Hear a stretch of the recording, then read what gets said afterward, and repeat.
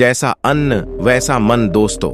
एक बार बुद्ध के कुछ शिष्यों ने बुद्ध से पूछा, आप हमेशा प्रेम से भोजन करने को क्यों कहते हैं? आप भोजन संतुलित मात्रा में ही लेने को क्यों कहते हैं? यदि हम उस भोजन को प्रेम से न खाएं तो क्या वह भोजन नहीं रह जाएगा? यदि हम बहुत अधिक भोजन कर लें तो क्या वह जहर का काम करेगा? बुद्ध ने कहा कि हम जैसा भोजन करते हैं हमारे विचार वैसे ही बन जाते हैं। यहाँ भोजन से बुद्ध का मतलब इन सभी चीजों से है जो भी हम लेते हैं, चाहे वह भोजन हो या जानकारी। यह दोनों ही चीजें हमारे जीवन को गहराई से प्रभावित करती हैं। बुद्ध अपने शिष्यों से कहते हैं, मैं तुम्हें एक छोटी सी कहानी सुनाता हूं, इससे तुम्हें बेहतर ढंग से समझने में मदद मिलेगी। एक समय की बात है, एक साधु जंगल में अपनी कुटिया बनाकर रहता था। जो भी उनके पास अपनी समस्या लेकर जाता है वे तुरंत उसकी समस्या का समाधान कर देते हैं। धीरे धीरे आसपास के गांवों से भी लोग अपनी समस्याओं का समाधान जानने के लिए उस साधु के पास आने लगे और वह सभी की समस्याओं का समाधान करते हैं।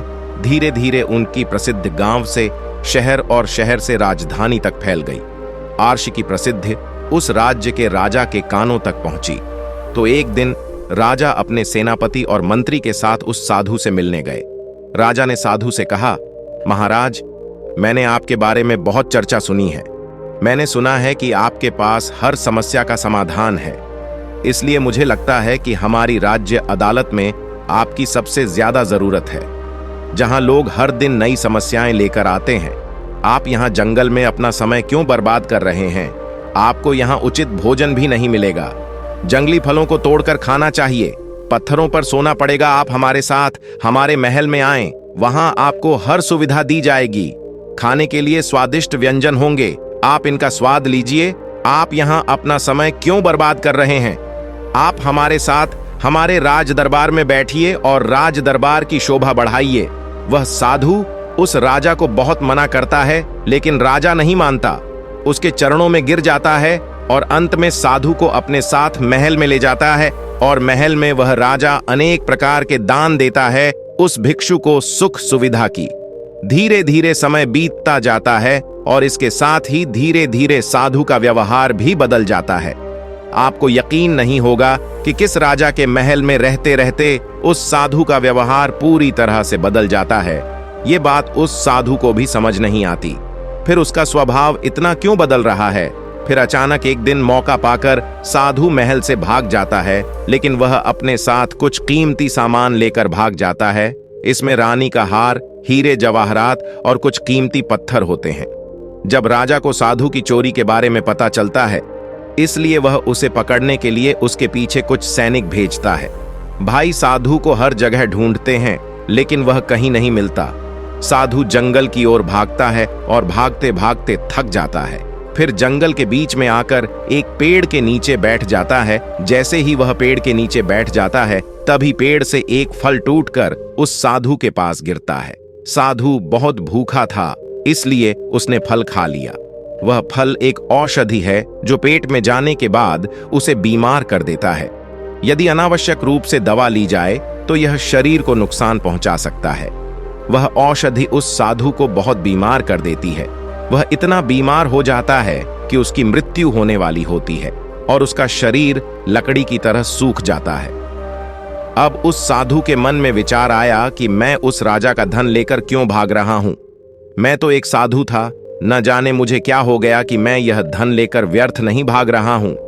यह विचार आते ही वह साधु आत्मग्लानि से भर जाता है। वह बहुत पश्चाताप करता है और महल में वापस चला जाता है और राजा का धन लौटाने लगता है और साधु से पूछता है कि तुम्हें कब लौटाना था?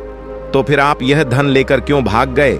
यह सुनकर साधु राजा से कहता है, क्षमा करें महाराज, लेकिन पिछले कुछ महीनों से मैंने आपका भोजन खाया, इसलिए मैंने बिल्कुल आपके जैसा ही सोचा। उस पेड़ को शुभकामनाएं, जिसने मुझे वह औषधीय फल दिया, उसे खाने से मैं बीमार हो गया और जो कुछ मैंने तुम्हारा खाया वह उस बीमारी में चला गया और तब मुझे एहसास हुआ कि मैं कितना गलत कर रहा था।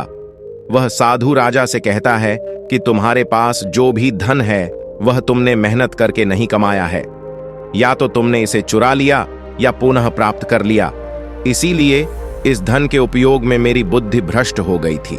कथा समाप्त होने के बाद बुद्ध शिष्यों से कहते हैं, हम जो स्वीकार करते हैं वही हमारा भविष्य तय करता है।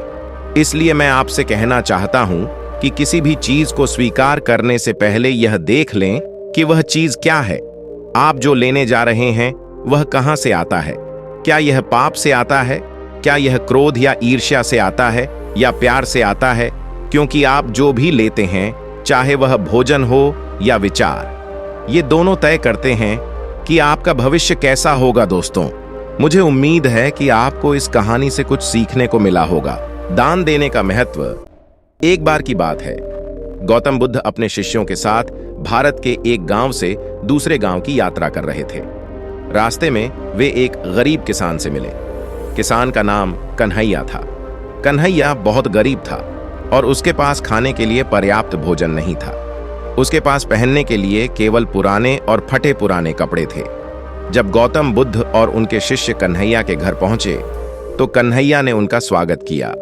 उसके पास भिक्षुओं को भोजन देने के लिए कुछ नहीं था, लेकिन उसने अपनी पत्नी से कहा कि वह घर में जो कुछ भी है उसे लाकर भिक्षुओं को दे। कन्हैया की पत्नी ने घर में जो कुछ भी था उसे एक थाली में रखकर भिक्षुओं को दे दिया। थाली में केवल कुछ सूखे चावल और एक छोटा सा फल था। गौतम बुद्ध ने कन्हैया और उसकी पत्नी की दयालुता को देखा और उन्हें आशीर्वाद दिया। फिर उन्होंने भिक्षुओं को थाली में रखा भोजन ग्रहण करने का आदेश दिया। भिक्षुओं ने कन्हैया और उसकी पत्नी द्वारा दिया गया भोजन ग्रहण किया। उन्होंने भोजन का आनंद लिया और कन्हैया और उसकी पत्नी को धन्यवाद दिया। गौतम बुद्ध ने कन्हैया से कहा, कन्हैया, तुम गरीब हो, लेकिन तुमने अपनी क्षमता के अनुसार दान दिया है। तुम्हारा दान बहुत मूल्यवान है। यह तुम्हें अनेक पुण्य प्रदान करेगा। कन्हैया गौतम बुद्ध के शब्दों से बहुत प्रभावित हुआ। उसने तय किया कि वह भी दूसरों की मदद करेगा और उन्हें दान देगा। कन्हैया ने अपना जीवन गरीबों और जरूरतमंदों की मदद करने में समर्पित कर दिया। वह गांव में एक आदरणीय व्यक्ति बन गया। यह कहानी हमें सिखाती है कि दान देने का महत्व है। हमें अपनी क्षमता के अनुसार दूसरों की मदद करनी चाहिए। दयालुता और करुणा से ही दुनिया को बेहतर बनाया जा सकता है। इसके अलावा गौतम बुद्ध ने दान के महत्व पर कई अन्य शिक्षाएं भी दी हैं। उन्होंने कहा है कि दान केवल धन ही नहीं, वस्तुएं और सेवाएं भी हो सकती हैं। दान देने से मन को शांति मिलती है। दान देने से हमें पुण्य प्राप्त होता है। गौतम बुद्ध की शिक्षाएं आज भी प्रासंगिक हैं। हमें इन शिक्षाओं का पालन करना चाहिए और दान देकर दूसरों की मदद करनी चाहिए। सच्चा सुख। दोस्तों, एक बार की बात है, भारत में श्रावस्ती नामक नगर में विदेह राजा नामक एक शक्तिशाली राजा रहते थे। राजा विदेह भौतिक सुखों में डूबे हुए थे। उनके पास धन दौलत, शक्ति और ऐश्वर्य की कमी नहीं थी, लेकिन फिर भी उन्हें सच्चा सुख नहीं मिल पा रहा था। वे हमेशा अशांत और असंतुष्ट रहते थे। एक दिन राजा विदेह ने सुना कि गौतम बुद्ध एक महान ज्ञानी है। उन्होंने गौतम बुद्ध को श्रावस्ती आमंत्रित किया और उनसे सच्चे सुख का मार्ग पूछा। गौतम बुद्ध ने राजा विदेह को कहा, राजन, सच्चा सुख भौतिक सुखों में नहीं बल्कि आध्यात्मिक ज्ञान में प्राप्त होता है।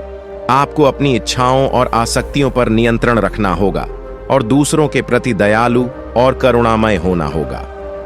राजा विदेह गौतम बुद्ध की बातों से प्रभावित हुए। उन्होंने गौतम बुद्ध से भिक्षु बनने की अनुमति मांगी। गौतम बुद्ध ने उनकी इच्छा स्वीकार कर ली और उन्हें भिक्षु बना दिया। भिक्षु विदेह ने गौतम बुद्ध के मार्गदर्शन में कठोर परिश्रम किया। उन्होंने ध्यान, प्रार्थना और अध्ययन के माध्यम से आध्यात्मिक ज्ञान प्राप्त किया। धीरे धीरे उन्हें सच्चा सुख मिलने लगा। एक दिन भिक्षु विदेह जंगल में विहार कर रहे थे। उन्होंने देखा कि एक शेर एक हिरण का शिकार कर रहा है। हिरण डर के मारे भाग रहा था, लेकिन शेर उसका पीछा कर रहा था। भिक्षु विदेह को हिरण पर दया आई। उन्होंने शेर को रोकने का फैसला किया। वे शेर के सामने गए और बोले, शेर, इस हिरण को मत मारो। यह भी एक जीवित प्राणी है और जीने का अधिकार रखता है। शेर भिक्षु विदेह की शांति और करुणा से प्रभावित हुआ। वह हिरण को छोड़कर चला गया। हिरण भिक्षु विदेह के चरणों में गिर गया और उन्हें धन्यवाद दिया। उसने कहा, आपने मेरी जान बचाई है। आप एक सच्चे भिक्षु हैं। यह घटना भिक्षु विदेह के लिए एक महत्वपूर्ण सबक थी। उन्होंने महसूस किया कि सच्चा सुख केवल दूसरों की मदद करने और उनके प्रति दयालु होने में ही मिलता है। कुछ सालों बाद भिक्षु विदेह अपने गुरु गौतम बुद्ध के साथ विहार कर रहे थे। रास्ते में उन्हें एक गरीब किसान मिला जो बहुत दुखी था। किसान ने भिक्षु विदेह को बताया कि उसकी फसलें खराब हो गई हैं और वह अपने परिवार का भरण पोषण नहीं कर पा रहा है। भिक्षु विदेह ने किसान पर दया की और उसे कुछ पैसे दिए। किसान भिक्षु विदेह की दयालुता से बहुत खुश हुआ। उसने भिक्षु विदेह को आशीर्वाद दिया और कहा, आपको सच्चा सुख प्राप्त हुआ है। यह कहानी हमें सिखाती है कि सच्चा सुख भौतिक सुखों में नहीं बल्कि आध्यात्मिक ज्ञान में प्राप्त होता है। हमें अपनी इच्छाओं और आसक्तियों पर नियंत्रण रखना होगा। हमें दूसरों के प्रति दयालु और करुणामय होना चाहिए। सच्चा सुख दोस्तों, एक बार की बात है। भारत में श्रावस्ती नामक नगर में विदेह राजा नामक एक शक्तिशाली राजा रहते थे। राजा विदेह भौतिक सुखों में डूबे हुए थे। उनके पास धन दौलत, शक्ति और ऐश्वर्य की कमी नहीं थी, लेकिन फिर भी उन्हें सच्चा सुख नहीं मिल पा रहा था। वे हमेशा अशांत और असंतुष्ट रहते थे। एक दिन राजा विदेह ने सुना कि गौतम बुद्ध एक महान ज्ञानी हैं। उन्होंने गौतम बुद्ध को श्रावस्ती आमंत्रित किया और उनसे सच्चे सुख का मार्ग पूछा। गौतम बुद्ध ने राजा विदेह को कहा, राजन, सच्चा सुख भौतिक सुखों में नहीं बल्कि आध्यात्मिक ज्ञान में प्राप्त होता है। आपको अपनी इच्छाओं और आसक्तियों पर नियंत्रण रखना होगा और दूसरों के प्रति दयालु और करुणामय होना होगा। राजा विदेह गौतम बुद्ध की बातों से प्रभावित हुए। उन्होंने गौतम बुद्ध से भिक्षु बनने की अनुमति मांगी। गौतम बुद्ध ने उनकी इच्छा स्वीकार कर ली और उन्हें भिक्षु बना दिया। भिक्षु विदेह ने गौतम बुद्ध के मार्गदर्शन में कठोर परिश्रम किया। उन्होंने ध्यान, प्रार्थना और अध्ययन के माध्यम से आध्यात्मिक ज्ञान प्राप्त किया। धीरे धीरे उन्हें सच्चा सुख मिलने लगा। एक दिन भिक्षु विदेह जंगल में विहार कर रहे थे। उन्होंने देखा कि एक शेर एक हिरण का शिकार कर रहा है। हिरण डर के मारे भाग रहा था, लेकिन शेर उसका पीछा कर रहा था। भिक्षु विदेह को हिरण पर दया आई। उन्होंने शेर को रोकने का फैसला किया। वे शेर के सामने गए और बोले, शेर, इस हिरण को मत मारो। यह भी एक जीवित प्राणी है और जीने का अधिकार रखता है। शेर भिक्षु विदेह की शांति और करुणा से प्रभावित हुआ। वह हिरण को छोड़कर चला गया। हिरण भिक्षु विदेह के चरणों में गिर गया और उन्हें धन्यवाद दिया। उसने कहा, आपने मेरी जान बचाई है। आप एक सच्चे भिक्षु हैं। यह घटना भिक्षु विदेह के लिए एक महत्वपूर्ण सबक थी। उन्होंने महसूस किया कि सच्चा सुख केवल दूसरों की मदद करने और उनके प्रति दयालु होने में ही मिलता है। कुछ सालों बाद भिक्षु विदेह अपने गुरु गौतम बुद्ध के साथ विहार कर रहे थे। रास्ते में उन्हें एक गरीब किसान मिला जो बहुत दुखी था। किसान ने भिक्षु विदेह को बताया कि उसकी फसलें खराब हो गई हैं और वह अपने परिवार का भरण पोषण नहीं कर पा रहा है। भिक्षु विदेह ने किसान पर दया की और उसे कुछ पैसे दिए। किसान भिक्षु विदेह की दयालुता से बहुत खुश हुआ। उसने भिक्षु विदेह को आशीर्वाद दिया और कहा, आपको सच्चा सुख प्राप्त हुआ है। यह कहानी हमें सिखाती है कि सच्चा सुख भौतिक सुखों में नहीं बल्कि आध्यात्मिक ज्ञान में प्राप्त होता है। हमें अपनी इच्छाओं और आसक्तियों पर नियंत्रण रखना होगा। हमें दूसरों के प्रति दयालु और करुणामय होना चाहिए। क्रोध में मनुष्य जो करता है उसका पछतावा या दुख उसे बाद में समझ आता है। तो चलिए आज हम इस बुद्ध कहानी मदद से जानेंगे कि क्रोधित व्यक्ति को कैसे हैंडल करें। एक बार की बात है, गौतम बुद्ध अपने शिष्यों के साथ बैठे हुए थे और उन्हें कुछ समझा रहे थे। बुद्ध के सभी शिष्य बड़े ध्यान से बुद्ध की बात सुन रहे थे। बुद्ध और उनके सभी भिक्षुओं ने देखा कि एक आदमी बहुत तेजी से उनकी ओर आ रहा है और वह आदमी बहुत गुस्से में है और कुछ बड़बड़ा रहा है। उस व्यक्ति को देखकर गौतम बुद्ध के कुछ शिष्यों को लगता है कि वह कुछ बुरा करने के लिए आ रहा है। इसीलिए गौतम बुद्ध के 2 शिष्य दौड़कर उस आदमी के पास चले जाते हैं और उसे रोक लेते हैं। वह उस व्यक्ति से पूछते हैं कि तुम कौन हो और तुम्हें किससे मिलना है। वह व्यक्ति गौतम बुद्ध के शिष्यों से कहता है, मेरे रास्ते से दूर रहो, आज मैं इस बुद्ध को ही सबक सिखाऊंगा। उस व्यक्ति की बातें सुनकर गौतम बुद्ध के शिष्य उस व्यक्ति को शांत करने की कोशिश करते हैं, लेकिन वह व्यक्ति शांत नहीं होता है। बुद्ध उस आदमी को देखते हैं और मुस्कुराते हैं। फिर उन्होंने अपने शिष्यों से कहा कि मेरे प्यारे भिक्षुओं, उसे मेरे पास आने दो, क्योंकि वह मुझसे कुछ कहना चाहता है।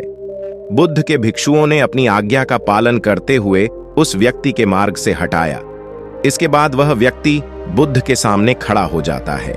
जैसे ही व्यक्ति बुद्ध के पास पहुंचता है, वह बुद्ध को गालियां देना शुरू कर देता है। बुद्ध उस व्यक्ति की गालियां सुनते रहते हैं, परंतु उसे कोई भी उत्तर नहीं देते। काफी देर तक बुद्ध को गाली देने के बाद व्यक्ति मन में सोचता है कि मेरी गालियों का बुद्ध पर कोई असर नहीं हो रहा है। तभी उस व्यक्ति का गुस्सा और भी बढ़ जाता है और वह व्यक्ति बुद्ध पर थूक देता है। इसके बाद बुद्ध एक कपड़ा उठाते हैं और उस थूक को पोंछते हैं। यह देखकर गौतम बुद्ध के सभी भिक्षुक क्रोध से भर जाते हैं, लेकिन बुद्ध की अनुमति के बिना कोई भी भिक्षुक अपना क्रोध व्यक्त नहीं करता। वह व्यक्ति फिर से बुद्ध पर थूकता है और बुद्ध फिर से कपड़ा उठाते हैं और थूक साफ करते हैं। मित्र, तुम कुछ और कहना चाहते हो? बुद्ध मुस्कुराकर पूछते हैं। जैसे ही वह व्यक्ति बुद्ध का यह प्रश्न सुनता है, तो वह व्यक्ति अंदर तक हिल जाता है। फिर वह व्यक्ति बुद्ध को कोई उत्तर नहीं दे पाता और तुरंत वहां से चला जाता है। बुद्ध के सभी भिक्षुओं के मन में यह सवाल उठता है कि उस व्यक्ति ने बुद्ध का इतना अपमान किया, लेकिन बुद्ध ने उस व्यक्ति से ऐसा क्यों कहा, और क्या वह कुछ और भी कहना चाहता था? सभी भिक्षुओं में से एक भिक्षु बुद्ध से पूछता है कि आपने उस व्यक्ति से ऐसा क्यों कहा, और क्या वह कुछ और भी कहना चाहता है? जबकि साफ था कि वह शख्स यहां कुछ कहने नहीं आया था, बल्कि आपका अपमान करने आया था। वह व्यक्ति बुद्ध का अपमान करके अपने घर तो चला जाता है, लेकिन पूरी रात सो नहीं पाता है। उसके मन में सिर्फ यही प्रश्न घूमता रहता है कि मैंने बुद्ध का अपमान किया, उन्हें गालियां भी दी, फिर भी उन्होंने मुझसे यह क्यों पूछा कि क्या मैं कुछ और कहना चाहता हूं, जबकि वह उनका अपमान करने गया था। अगले दिन वह व्यक्ति सुबह जल्दी उठकर बुद्ध के चरणों में लेट जाता है। बुद्ध के सभी शिष्य यह देखकर आश्चर्यचकित रह गए कि जिस व्यक्ति ने कल बुद्ध का अपमान किया था, वह आज रो रहा है और बुद्ध के चरणों में पड़ा हुआ है। बुद्ध उस व्यक्ति को उठाते हैं और उस व्यक्ति से कहते हैं, मित्र, क्या तुम कुछ और भी कहना चाहते हो? इसी बीच बुद्ध के एक भिक्षु ने बुद्ध को टोकते हुए उनसे पूछा, बुद्ध, कल जब यह व्यक्ति आपका अपमान कर रहा था तो आपने भी यही कहा था। क्या आपके पास कहने के लिए कुछ और है?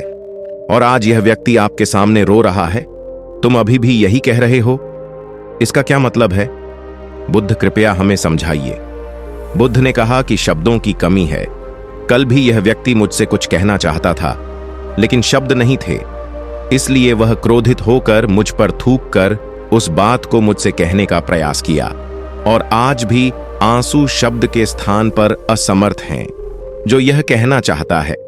उसके बाद वह व्यक्ति बुद्ध से कहता है कि बुद्ध, मुझे क्षमा कीजिए, मैंने आपका अपमान किया है।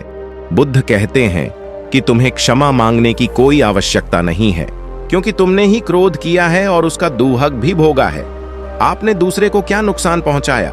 क्रोध एक आग की तरह है जो हम अपने हाथ में रखते हैं, उसे किसी और पर फेंकने के लिए, लेकिन भूल जाते हैं कि उस अंगारे से पहले अपना हाथ जलता है।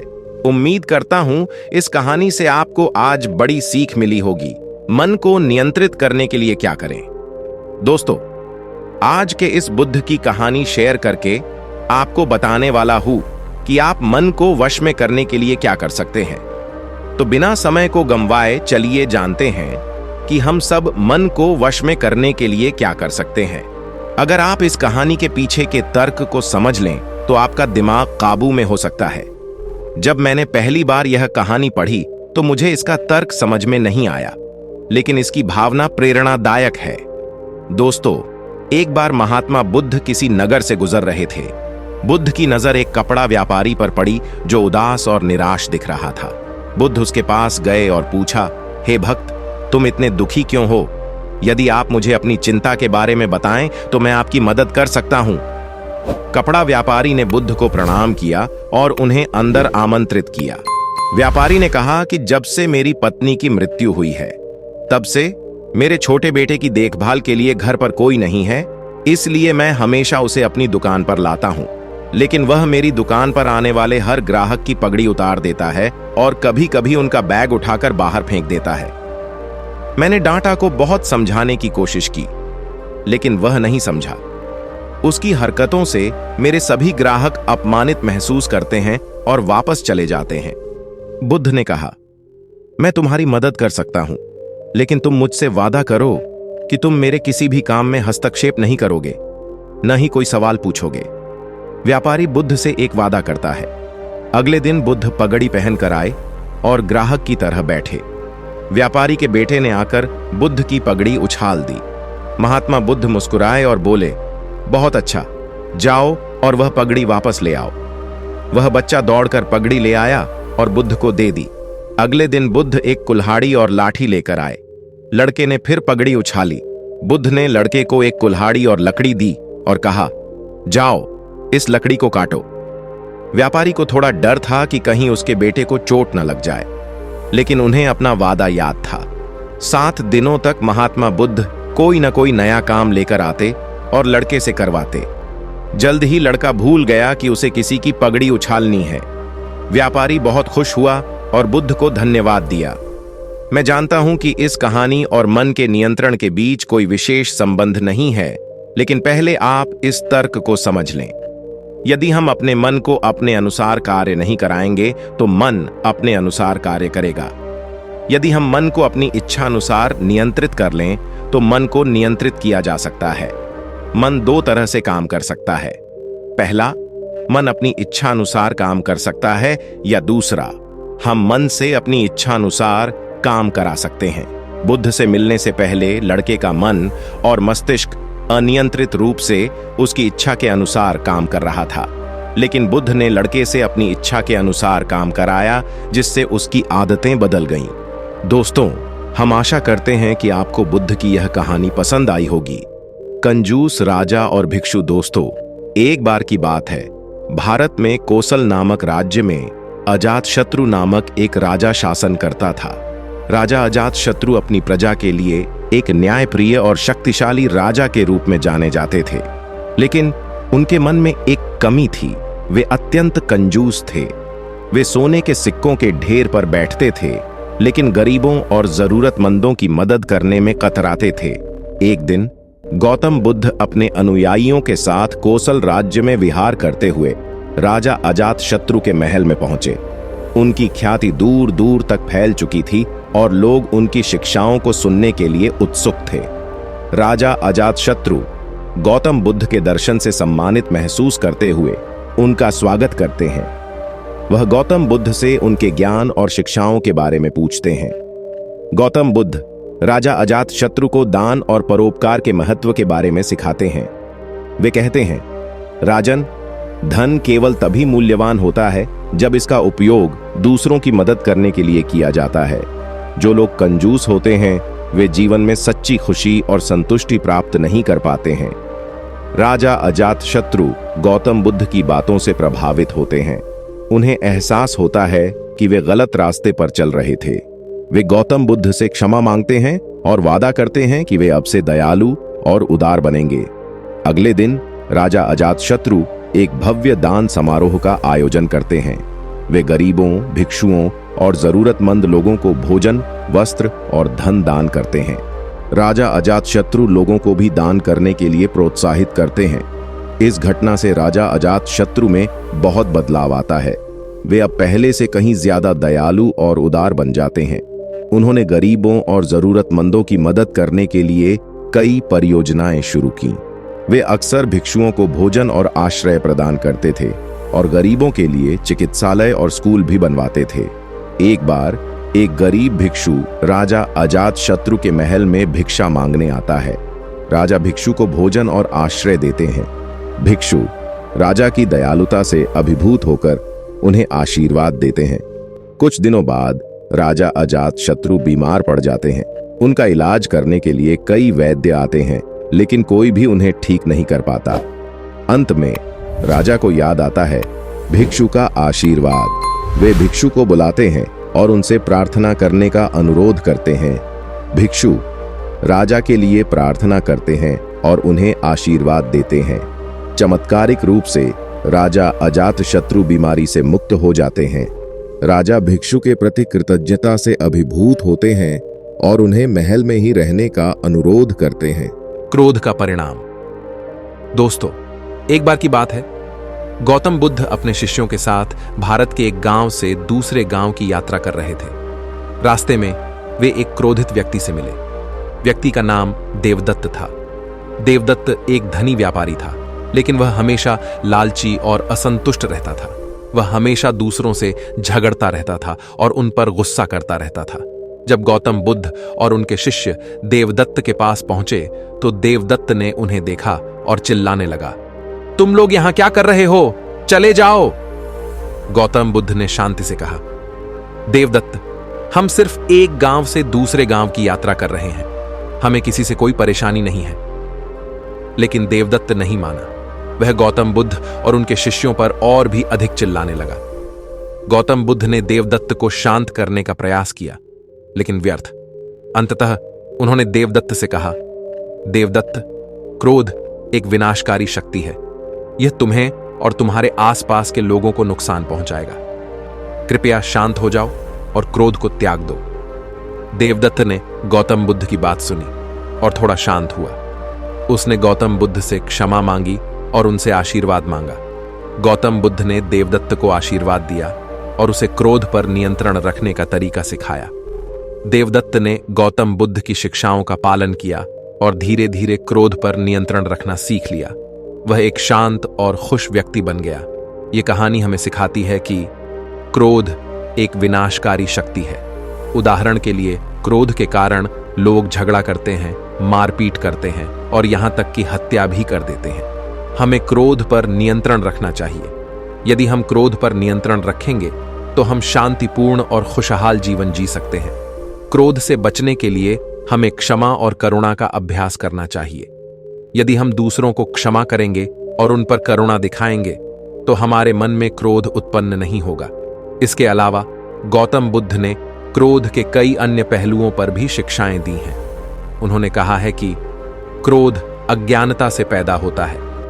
यदि हम यह समझ लेंगे कि क्रोध हमें और दूसरों को नुकसान पहुंचाएगा तो हम क्रोधित नहीं होंगे। क्रोध हमें बुरी बोली और बुरे कर्म करने के लिए प्रेरित करता है। यदि हम क्रोध पर नियंत्रण रखेंगे तो हम बुरी बोली और बुरे कर्म करने से बच सकते हैं। क्रोध से हमें मानसिक और शारीरिक कष्ट होते हैं। क्रोध के कारण हमें चिंता, तनाव और उच्च रक्तचाप जैसी समस्याएं हो सकती हैं। गौतम बुद्ध की शिक्षाएं आज भी प्रासंगिक हैं। हमें इन शिक्षाओं का पालन करना चाहिए और क्रोध पर नियंत्रण रखकर एक बेहतर जीवन जीना चाहिए। किसान और बगुला। दोस्तों, एक बार की बात है, भारत में श्रावस्ती नामक नगर में एक गरीब किसान रहता था। वह अपनी पत्नी और 2 बच्चों के साथ एक छोटे से झोपड़े में रहता था। किसान कड़ी मेहनत करता था, लेकिन फिर भी उसे मुश्किल से ही 2 वक्त की रोटी मिल पाती थी। वह अक्सर गरीबी और भूख से परेशान रहता था। एक दिन किसान खेत में काम कर रहा था, तभी उसने देखा कि एक बगुला आकाश में उड़ रहा है। बगुला थका हुआ लग रहा था और उसने खेत में एक पेड़ पर आराम करने का फैसला किया। जैसे ही बगुला पेड़ पर बैठा, किसान ने देखा कि उसके पंख में चोट लगी है।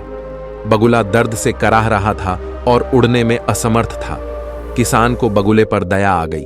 वह जानता था कि अगर बगुला उड़ नहीं पाएगा तो वह मर जाएगा। इसलिए उसने बगुले को अपने घर ले जाने का फैसला किया। किसान ने बगुले को अपने घर ले जाकर उसकी चोट का इलाज किया। उसने बगुले को भोजन और पानी दिया और उसकी देखभाल की। किसान की पत्नी और बच्चे भी बगुले से प्यार करने लगे। कुछ दिनों बाद बगुले की चोट ठीक हो गई और वह फिर से उड़ने में सक्षम हो गया। बगुला किसान की दयालुता के लिए बहुत आभारी था। बगुला जाने से पहले किसान को एक उपहार देना चाहता था। उसने किसान को एक छोटा सा बीज दिया और कहा, यह बीज एक जादुई बीज है।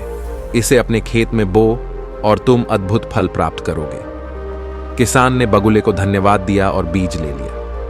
वह बगुले की बातों पर विश्वास नहीं करता था, लेकिन फिर भी उसने बीज को अपने खेत में बो दिया। कुछ महीनों बाद किसान को आश्चर्य हुआ जब उसने देखा कि उसके खेत में एक अद्भुत पेड़ उग आया है।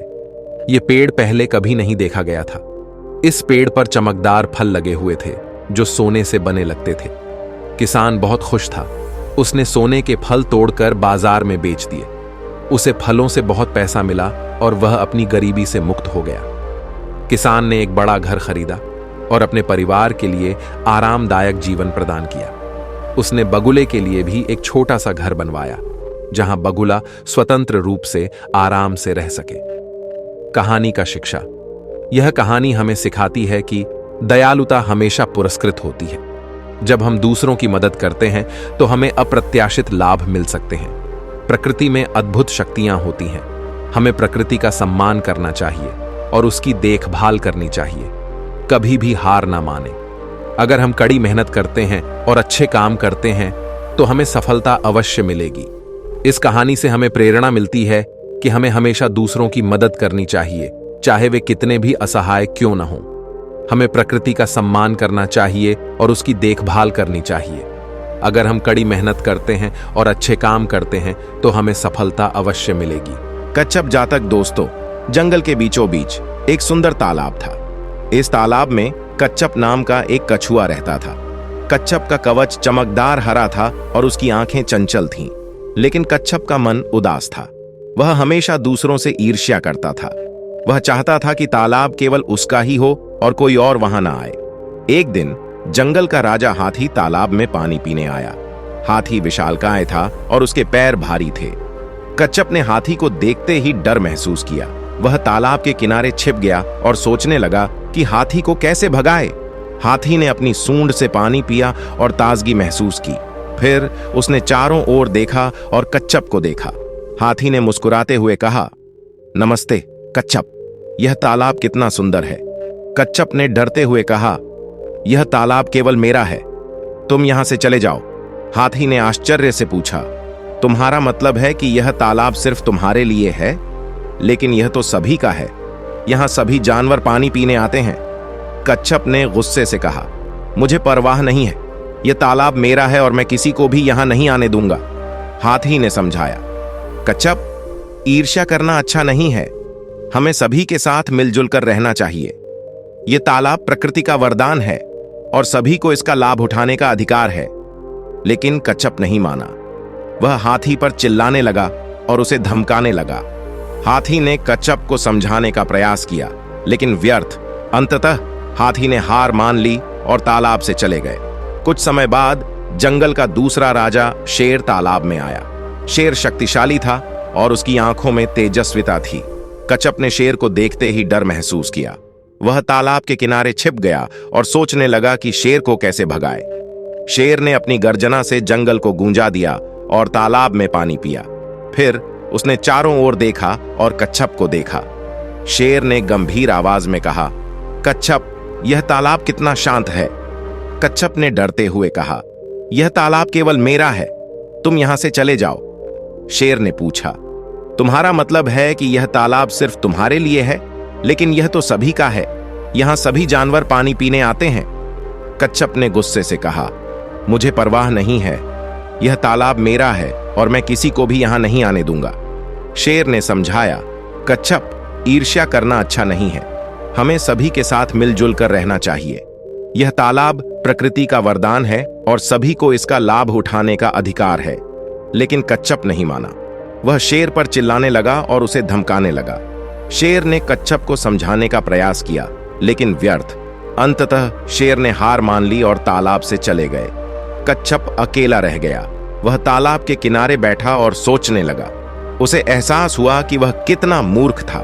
उसने हाथी और शेर को बिना वजह डरा दिया था। उसे अपनी ईर्ष्या और क्रोध पर पछतावा हुआ। उसने तय किया कि वह अब से कभी किसी से ईर्ष्या नहीं करेगा। अगले दिन कच्छप तालाब के किनारे बैठा था। तब उसने कुछ जानवरों को तालाब में पानी पीते हुए देखा।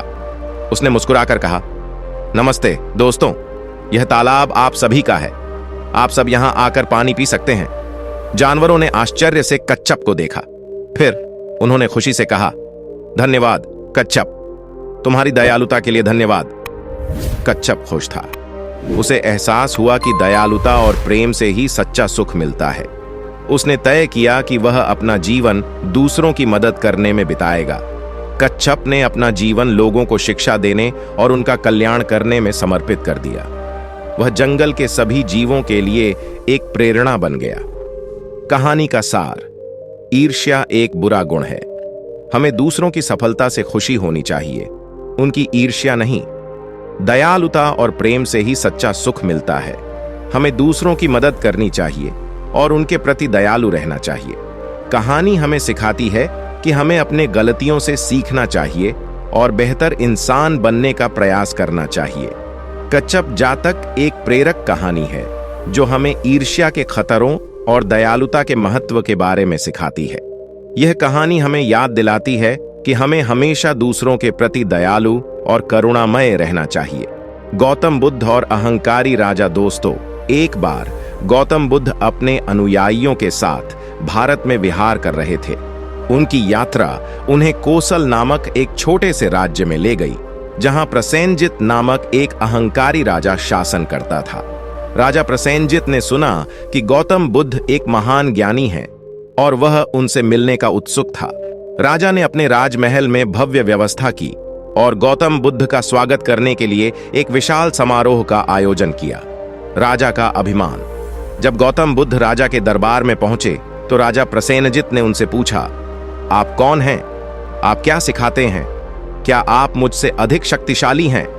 राजा प्रसेनजित का स्वर अभिमान से भरा था। वह सोचता था कि वह राज्य का सबसे शक्तिशाली व्यक्ति था और कोई भी उससे बड़ा नहीं हो सकता था। गौतम बुद्ध का उत्तर। गौतम बुद्ध शांत रहे और धीरे से बोले, मैं गौतम बुद्ध हूं जो ज्ञान और करुणा का मार्ग सिखाता हूं। शक्ति कई प्रकार की होती है। भौतिक शक्ति क्षण भंगुर है, जबकि ज्ञान और करुणा की शक्ति स्थायी होती है। मैं आपके सामने ज्ञान और करुणा का संदेश लेकर आया हूं। गौतम बुद्ध के शब्दों में विनम्रता और ज्ञान की गहराई थी। उन्होंने राजा प्रसेनजित को सिखाया कि सच्ची शक्ति केवल ज्ञान और करुणा से ही प्राप्त होती है। राजा का क्रोध। राजा प्रसेनजित गौतम बुद्ध के उत्तर से क्रोधित हो गया। वह यह स्वीकार नहीं कर पा रहा था कि कोई भी उससे अधिक ज्ञानी या शक्तिशाली हो सकता है। उसने गौतम बुद्ध को सबक सिखाने का फैसला किया। राजा की परीक्षा। राजा प्रसेनजित ने गौतम बुद्ध को एक ऊंचे स्तंभ पर चढ़ने का आदेश दिया और कहा, यदि आप वास्तव में ज्ञानी हैं तो आप बिना किसी सहायता के नीचे उतर सकते हैं। यह एक कठिन परीक्षा थी। स्तंभ बहुत ऊंचा था और नीचे उतरना खतरनाक था। गौतम बुद्ध का चमत्कार। गौतम बुद्ध चुपचाप स्तंभ पर चढ़ गए और फिर धीरे धीरे नीचे उतरने लगे। उनके चेहरे पर शांति और आत्मविश्वास था। राजा प्रसेनजित और उनके दरबारी आश्चर्यचकित रह गए। उन्होंने पहले कभी ऐसा चमत्कार नहीं देखा था। राजा का परिवर्तन। राजा प्रसेनजित को अपनी गलती का एहसास हुआ। उन्होंने गौतम बुद्ध के चरणों में झुककर क्षमा मांगी। उन्हें एहसास हुआ कि अहंकार उन्हें अंधा कर रहा था और उन्हें गलत निर्णय लेने के लिए प्रेरित कर रहा था।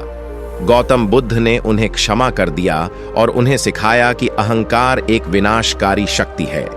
उन्होंने राजा प्रसेनजित को दयालुता, करुणा और न्याय के साथ शासन करने का मार्ग दिखाया। कहानी का प्रभाव। यह कहानी हमें सिखाती है कि अहंकार एक विनाशकारी शक्ति है।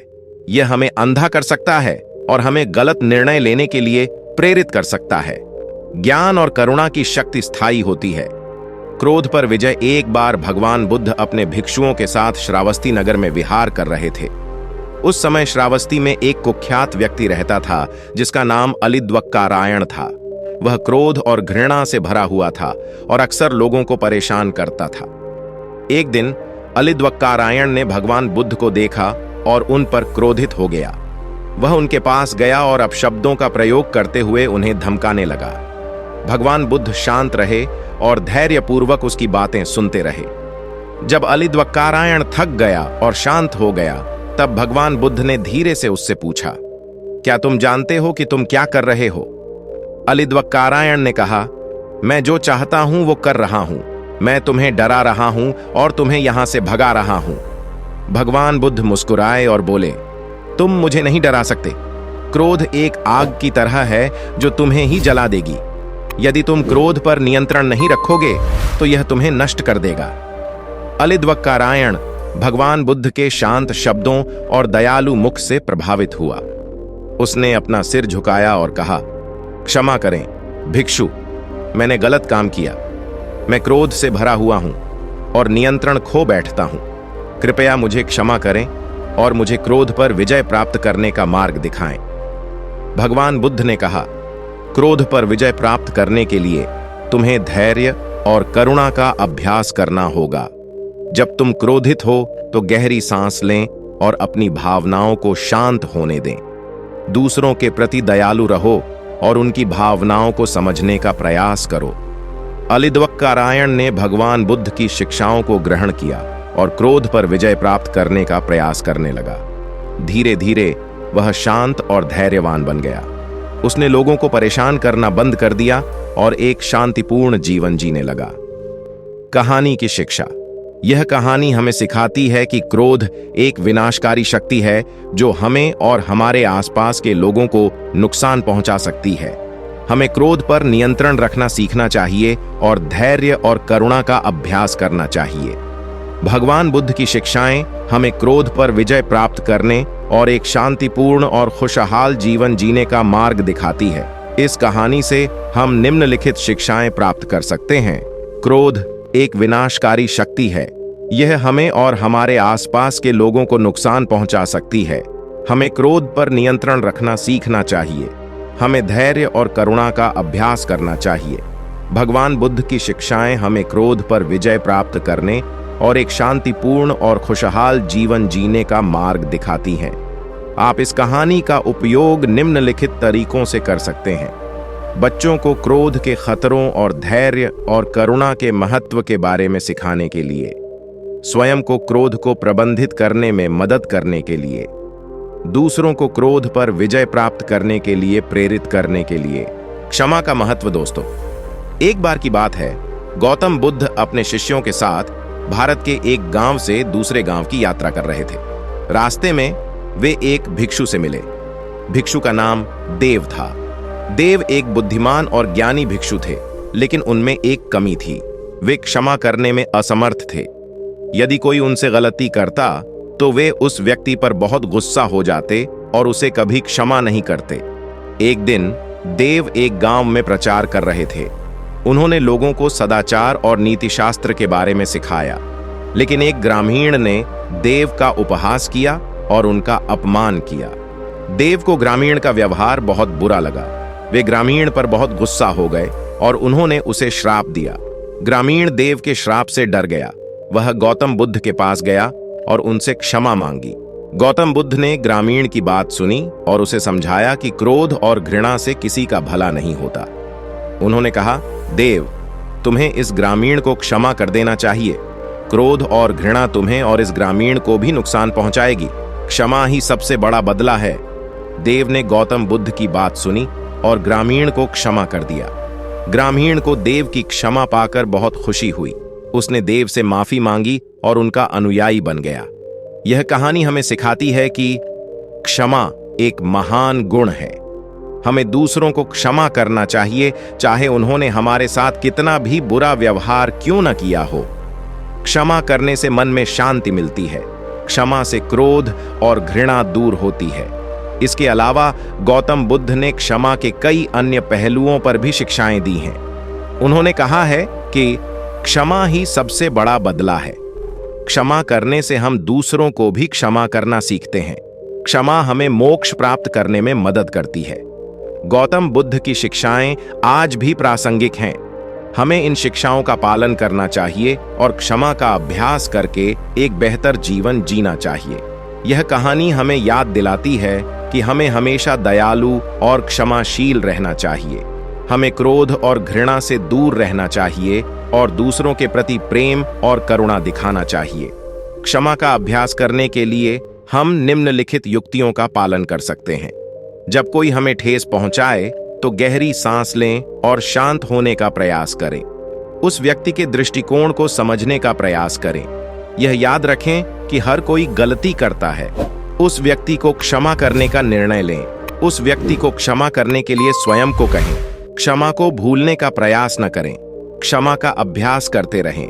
क्षमा करना आसान नहीं है, लेकिन यह एक ऐसा गुण है जिसका अभ्यास हमें अवश्य करना चाहिए।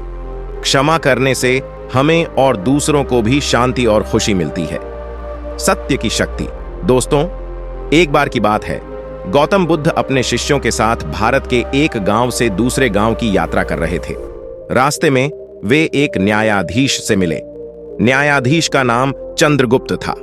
चंद्रगुप्त एक ईमानदार और न्यायप्रिय न्यायाधीश थे।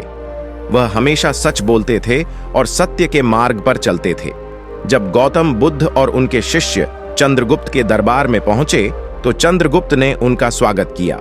उन्होंने गौतम बुद्ध से सत्य के महत्व के बारे में पूछा। गौतम बुद्ध ने कहा, चंद्रगुप्त, सत्य जीवन का आधार है। यदि हम सच बोलते हैं तो हमें सम्मान और विश्वास प्राप्त होता है। यदि हम झूठ बोलते हैं तो हमें अपमान और अविश्वास प्राप्त होता है।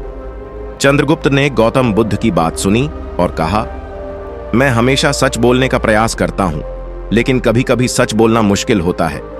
ऐसी स्थिति में क्या करना चाहिए? गौतम बुद्ध ने कहा, चंद्रगुप्त, यदि सच बोलने से किसी को नुकसान पहुंचने की संभावना हो तो मौन रहना बेहतर है, लेकिन कभी भी झूठ नहीं बोलना चाहिए। यदि हम सच बोलने से डरते हैं तो हम कमजोर बन जाते हैं। हमें हमेशा सच बोलने की हिम्मत रखनी चाहिए। चंद्रगुप्त ने गौतम बुद्ध की शिक्षाओं का पालन किया और हमेशा सच बोलने का प्रयास किया। वह एक आदरणीय और न्यायप्रिय न्यायाधीश बन गए। एक बार एक किसान चंद्रगुप्त के दरबार में आया और उसने शिकायत की कि एक अमीर व्यापारी ने उसकी जमीन छीन ली है। किसान ने न्याय की गुहार लगाई। चंद्रगुप्त ने किसान और व्यापारी की बात सुनी। व्यापारी ने झूठ बोलकर कहा कि उसने किसान से जमीन खरीदी है, लेकिन किसान के पास जमीन के कागजात थे। चंद्रगुप्त ने सबूतों के आधार पर फैसला किसान के पक्ष में सुनाया। व्यापारी गुस्से में आ गया और उसने चंद्रगुप्त को धमकाया, लेकिन चंद्रगुप्त ने डर नहीं दिखाया। उन्होंने सत्य का पालन किया और न्याय किया। इस घटना से पूरे राज्य में चंद्रगुप्त की सत्यनिष्ठा और न्यायप्रियता की ख्याति फैल गई। ये कहानी हमें सिखाती है कि सत्य जीवन का आधार है। हमें हमेशा सच बोलना चाहिए, चाहे परिणाम कुछ भी हो।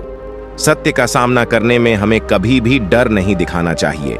सत्य हमें न्याय, सम्मान और विश्वास दिलाता है। इसके अलावा गौतम बुद्ध ने सत्य के कई अन्य पहलुओं पर भी शिक्षाएं दी हैं। उन्होंने कहा है कि सत्य हमें अज्ञानता और अंधविश्वास से मुक्ति दिलाता है।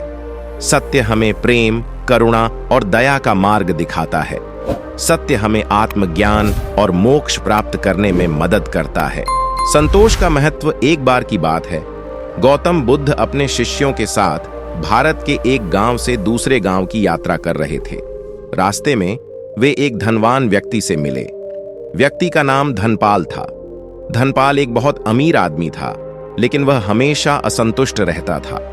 उसके पास बहुत पैसा और संपत्ति थी, लेकिन वह कभी भी खुश नहीं रहता था। जब गौतम बुद्ध और उनके शिष्य धनपाल के घर पहुंचे तो धनपाल ने उनका स्वागत किया। उन्होंने गौतम बुद्ध से पूछा कि कैसे वे हमेशा खुश रहते हैं। गौतम बुद्ध ने कहा, धनपाल, सुख दुख जीवन का हिस्सा है। हमें सुख में भी उदासीन रहना चाहिए और दुख में भी। यदि हम संतोष करना सीख लें तो हम हमेशा खुश रह सकते हैं। धनपाल ने गौतम बुद्ध की बात सुनी और कहा, मैं संतोष करना चाहता हूं, लेकिन यह मेरे लिए बहुत मुश्किल है। मैं हमेशा और अधिक चाहता हूं। गौतम बुद्ध ने कहा, धनपाल, यदि तुम हमेशा और अधिक चाहते रहोगे तो तुम कभी भी खुश नहीं रह पाओगे। तुम्हें जो कुछ भी है उसके लिए कृतज्ञ रहना सीखना चाहिए। तुम्हें दूसरों की मदद करनी चाहिए और दूसरों के सुख में सुखी होना चाहिए। धनपाल ने गौतम बुद्ध की शिक्षाओं का पालन किया और धीरे धीरे संतोष करना सीख लिया। वह एक उदार और दयालु व्यक्ति बन गया। वह दूसरों की मदद करने में खुशी महसूस करता था और वह हमेशा खुश रहता था।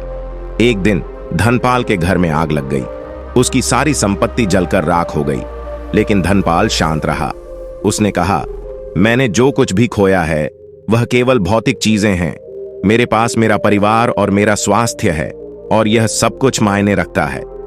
धनपाल के पड़ोसियों ने उसकी मदद की और उसे एक नया घर बनाने में मदद की। धनपाल अपने पड़ोसियों का आभारी था और वह पहले से भी ज्यादा खुश था। यह कहानी हमें सिखाती है कि संतोष जीवन की कुंजी है। हमें जो कुछ भी है उसके लिए कृतज्ञ रहना चाहिए। हमें दूसरों की मदद करनी चाहिए और दूसरों के सुख में सुखी होना चाहिए। भौतिक चीजें क्षण भंगुर हैं।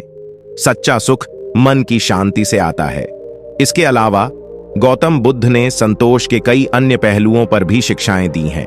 उन्होंने कहा है कि संतोष हमें लोभ, मोह और क्रोध से मुक्ति दिलाता है। संतोष हमें आत्मज्ञान और मोक्ष प्राप्त करने में मदद करता है। संतोष ही सबसे बड़ा धन है। गौतम बुद्ध की शिक्षाएं आज भी प्रासंगिक हैं।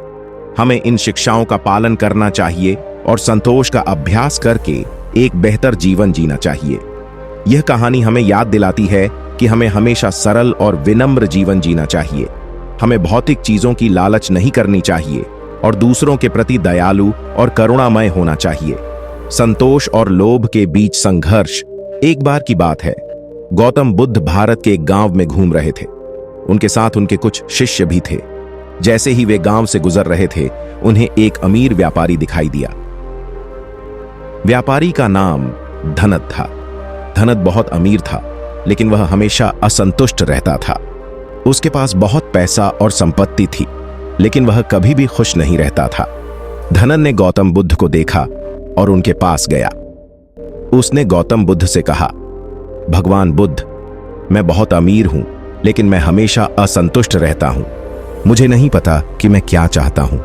कृपया मुझे बताएं कि मैं कैसे खुश रह सकता हूं। गौतम बुद्ध ने धनद को देखा और कहा, धनद, तुम्हारी समस्या लोभ है। तुम हमेशा और अधिक चाहते हो, इसलिए तुम कभी भी संतुष्ट नहीं रह सकते। यदि तुम खुश रहना चाहते हो तो तुम्हें संतोष करना सीखना होगा।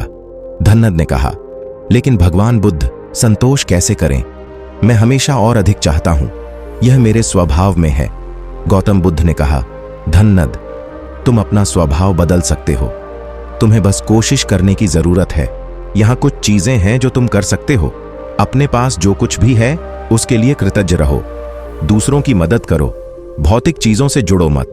मन की शांति की तलाश करो। धनद ने गौतम बुद्ध की बात सुनी और उनका पालन करने का फैसला किया। उन्होंने अपना सारा धन दान कर दिया और एक साधारण जीवन जीना शुरू कर दिया। उन्होंने दूसरों की मदद करना शुरू कर दिया और मन की शांति की तलाश करने लगे। धीरे धीरे धनद को संतोष का अनुभव होने लगा। वह अब असंतुष्ट नहीं था, वह खुश और शांत था। यह कहानी हमें सिखाती है कि संतोष ही सच्चा सुख है। हमें लोभ से बचना चाहिए। हमें दूसरों की मदद करनी चाहिए। भौतिक चीजें क्षण भंगुर हैं।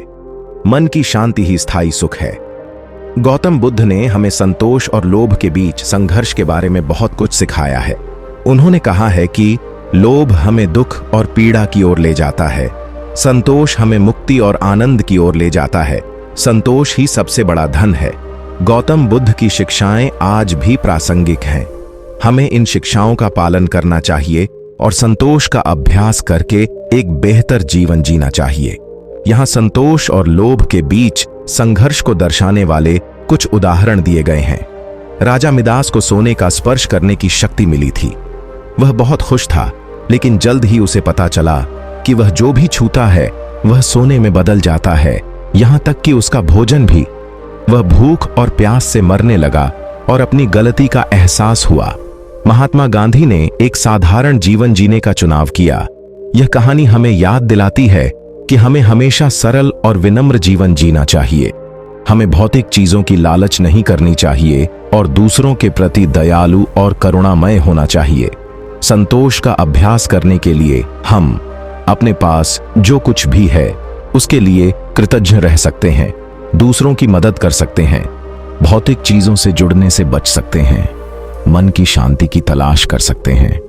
जब हम संतोष का अभ्यास करते हैं तो हम दुख और पीड़ा से मुक्त होते हैं, आनंद और खुशी का अन्न करते हैं, एक बेहतर जीवन जीते हैं।